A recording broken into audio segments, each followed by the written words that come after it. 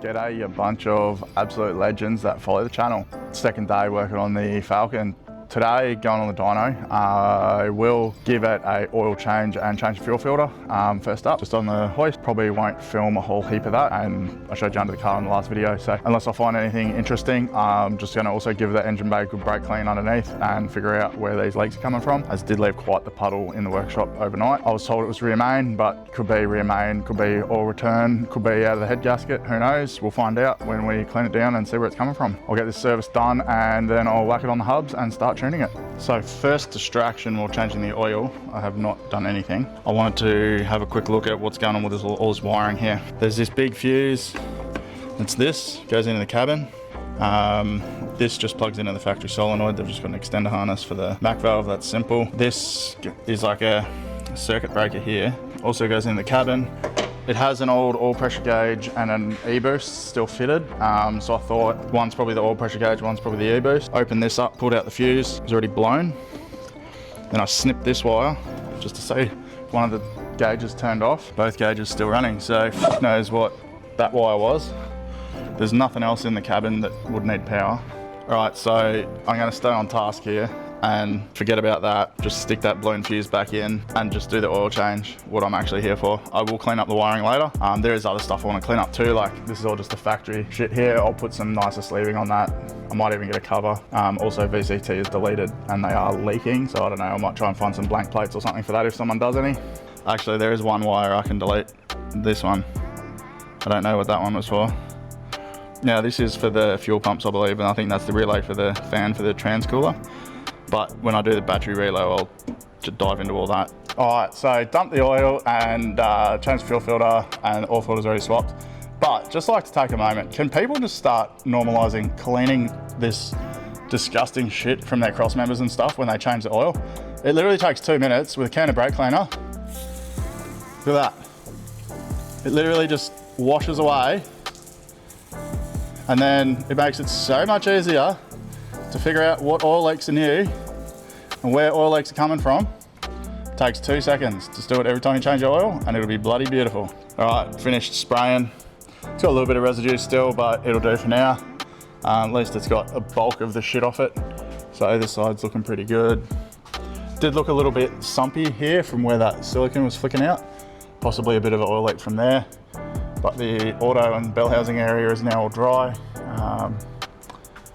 It also looked a little bit like it's probably coming off this oil drain, which is a fucking nightmare of fittings and whatnot. Someone looks like they've siliconed a speed flow fitting, so that'll be interesting. Anyway, this earth strap will probably get replaced too. It looks pretty corroded and falling apart. I did note the battery voltage was a little bit erratic on the road test I did yesterday. So anyway, good enough for now. Gave it a good spraying up here, so it's pretty clean now. We'll find out what's going on here and ready to fill the oil and chuck it on the dyno. Alrighty, she's full of oil. Time to check some plugs. Now, the car had one new spark plug when I picked it up, so let's see if they all match. Gonna need a ratchet for that.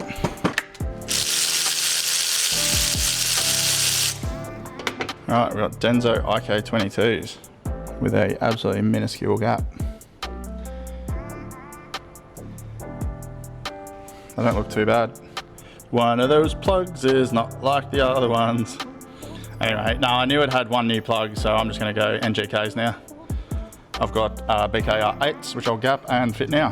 Alrighty, just gapping the plugs, just using an actual gap tool so that I don't fuck them up. So, would highly recommend people buy one of these if they are gapping plugs, because banging them on a bench, while might look cool, it's pretty inaccurate, and I have seen them fuck plugs up pretty bad before. Gapping to 20 thea, about 0.5 millimeters. So start with that. The old plugs were gapped down to 18 thea. So we'll see how this goes with the boost, but I don't see a problem with it. Gotta love getting to work at 8 AM and only planning on dynoing the car. It's now 11 and nearly ready for dyno. So one last thing I forgot to do, drain the catch can, so I'll get that drained and then onto the dyno. So plugs are all in and we'll get into it. Lucky I had a good drain bucket there, but literally nothing came out of that. So slightly alarming. Someone must have just drained it.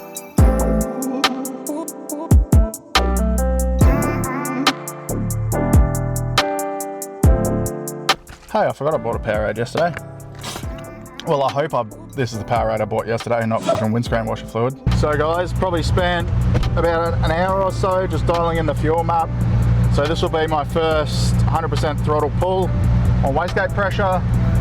Boost is pretty good at 12-ish pound, 12, 13 pound. So yeah, this will just be the first actual pull, and hopefully we keep the rods in it. One thing I haven't actually really looked at yet, what are we thinking timing wise? I think we're looking pretty good through there, to be honest. Yeah, I did smooth it all back a bit. Let me go back to fucking PSI for the Americans amongst us. I'm pretty sedate on most timing anyway. I'd keep it there, yeah, for now. Alrighty party people, so ready for a pull really?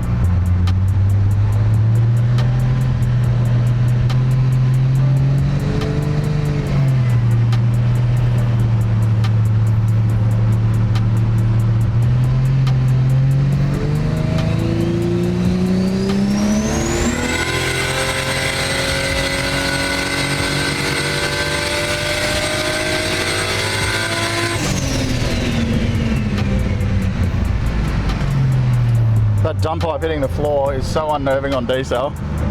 It just starts rattling its head off. 420, blaze it. All right, so that looked pretty good. So give the gearbox a bit of a rest now and have some lunch and look over some of the data. So just gonna have a quick lunch break, let the trans cool down, but so far so good. I was making about 420 kilowatt on 14 pound. So obviously doing some throttle adjusted runs. So the red was like 30% throttle, the blue and green was about 60%, and the yellow is 100%. So obviously made a little bit more boost down low and all the way across. So that's just a wastegate run, 420 kilowatt. Pretty conservative on timing, but it is liking it. It's got some timing out of it from where it was on the last tune. So, all right, so we're going for 24. Yeah, we've already done our page up on that. Yep. How cold are we now? A lot colder. Traction control. It's the only Haltech car I do that has traction control.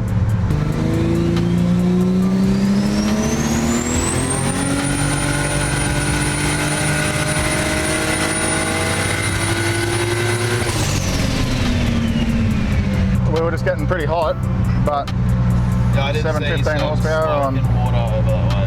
Yeah, I wouldn't worry about it. Just drying out the catch can. So that was probably where we're going to leave it on the straight exhaust setup.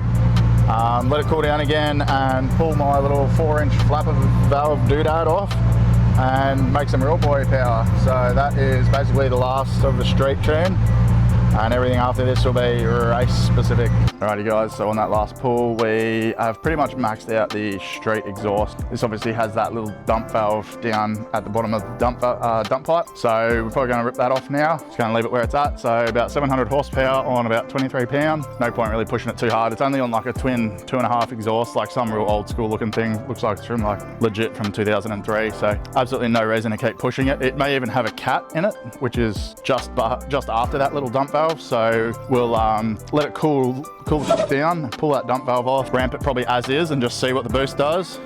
It may party, it may not. We don't know yet till we do it, I suppose, but I'm guessing it will party. Righty guys, so got our little party pipe off. A little streetcar flap. So we got party mode ready to go. And yes, it does fucking piss out a lot of oil. That isn't a lake under the car, that's just oil. Don't tell America. Yeah! So with the valve open, it does sound a lot better. The turbo's a lot noisier though.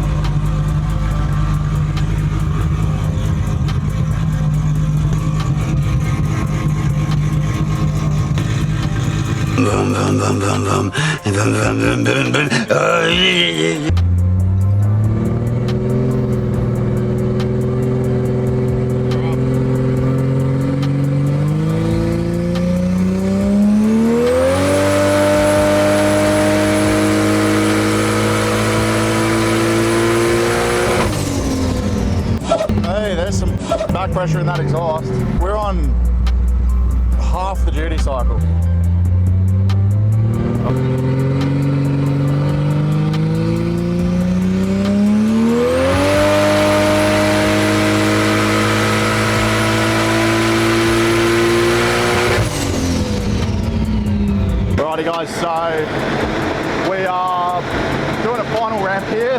PSI target. We'll just cool it down. This intercooler is definitely not up to the task, so I am going to leave it here and then push it harder with a bigger intercooler. I don't see any point in pushing a car with high intake temps just to make a number to please everyone. I don't really care about that. It does blow it up. Let's skip that step and let's just make some number. All right guys, so we are targeting 30 PSI on this one. We've cooled it down. This intercooler is definitely getting hot, hitting 55 degrees on 28 PSI runs. It was getting hot with a flap in. With a flap out it was better, but it was still getting hot. So this will be the most boost I'm going to see today. So whatever it makes is what it makes. This is my final run. And the TV screen's about to turn off in about a minute too. So hopefully that doesn't turn off mid-run, but let's just quickly do the run and then I can yap. Start the log. Start the run.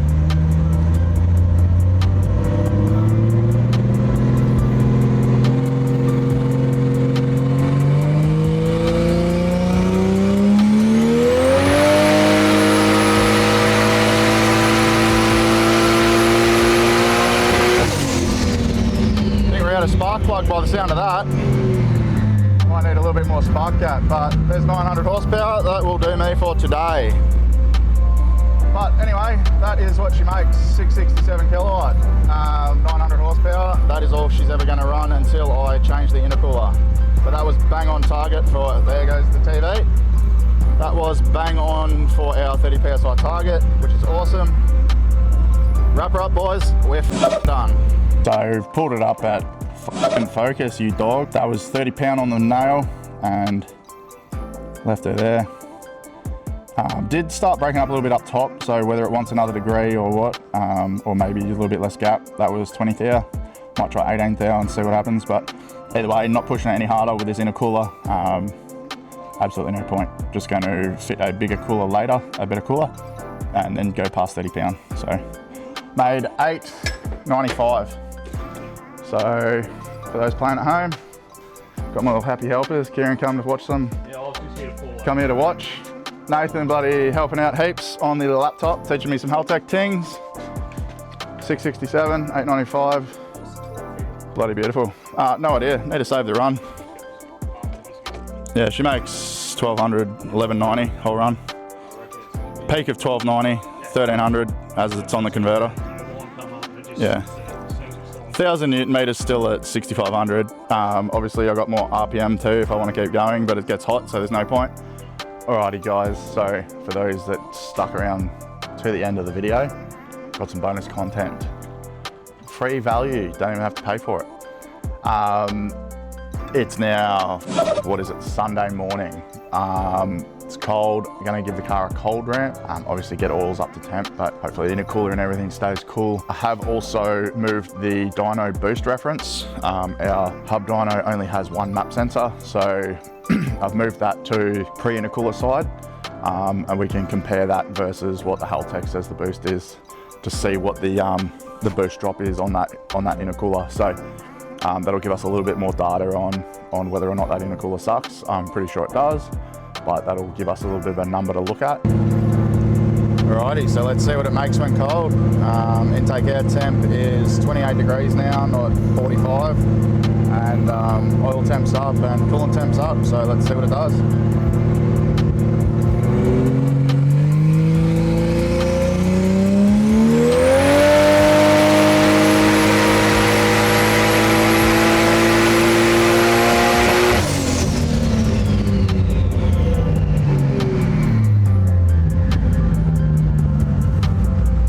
Right, so we gained another 20 horsepower. Not a huge gain, but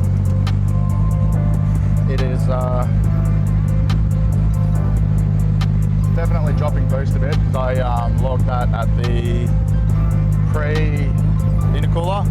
It's not a huge drop actually, I thought it would be more than that. Let's see what pressure that was, pre-intercooler. Yeah, so that was like 34 pound. And about 30 pounds on the post intercooler side. So it's only a 4 PSI drop, so it's actually not as bad as I was expecting, but we'll take a good look at the data log and see what's going on. Alrighty guys, so obviously with it being a bit colder, we overshot our boost by a smidge. We went to about 32 pound actually. It does trail off a little bit, down about 31. So being colder, it obviously will run a little bit more boost. It is set up as closed loop, but there's no pit in it yet, so there's nothing to sort of control it. But what I did actually see, intake air temp starts nice and 28. By the end of that run, that's 65. That's just getting into the zone of starting to, any hotter, it'll start getting into ignition correction. There was like, someone had put like minus 0.2 degrees there, so I just zeroed that just for that cold run.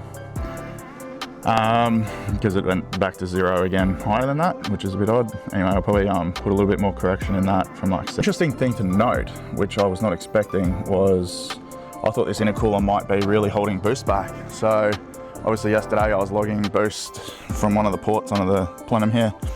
Today I've gone off the turbo outlet, which is going to be, that's the sort of difference there. It's only 4 PSI, but I mean, considering yesterday when it was hotter, we were probably a PSI down anyway, so it's probably only about a 3 PSI drop over the cooler, because like, I mean, that's 33. Obviously this hose is pretty long, so probably add another pound to pound and a half or something. Realistically, if I was to put the map sensor, that little guy, right in the engine bay with a really short hose, it will read higher, so it'll probably go maybe 35 PSI. Given the Haltech's logging it at 32, 33 PSI, or 32.6, 32.5, it's only about a 2.5 PSI drop across the cooler, which is actually ridiculous for such a small cooler. Not really what I was expecting. So, I mean, someone might know the answer to this, but I don't really know why it makes pretty low power for what boost it runs, because basically 32 pounds and made 912 horsepower. I know it's through a 400. The converter's not that loose or anything. It's not really robbing a heap of power. Don't really care. I'm going to race it as is and see what it does. But anyway guys, that's it for this video. Thanks for fucking watching. Thanks for sticking around for this little bonus section. I'll catch you on the next one. Not really sure what the next one will be. Might start yanking some of the wiring out of this. I may even just do it off camera. It's too much of a pain in the dick to try and show wiring under a dash and all that sort of stuff anyway. And it's frustrating work, so probably just get all that done off camera and explain what everything went to, because the 2 wires I sort of disconnected seem to apparently go to something that I can't find. So trans brake still works and both gauges still light up, so who knows. Anyway, catch you on the next video.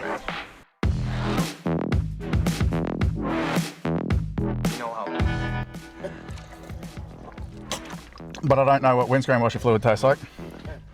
Does not taste like Powerade, my friend. Wait, wasn't the Powerade I bought purple? I have paid a grand mistake. I've drank in someone's Powerade.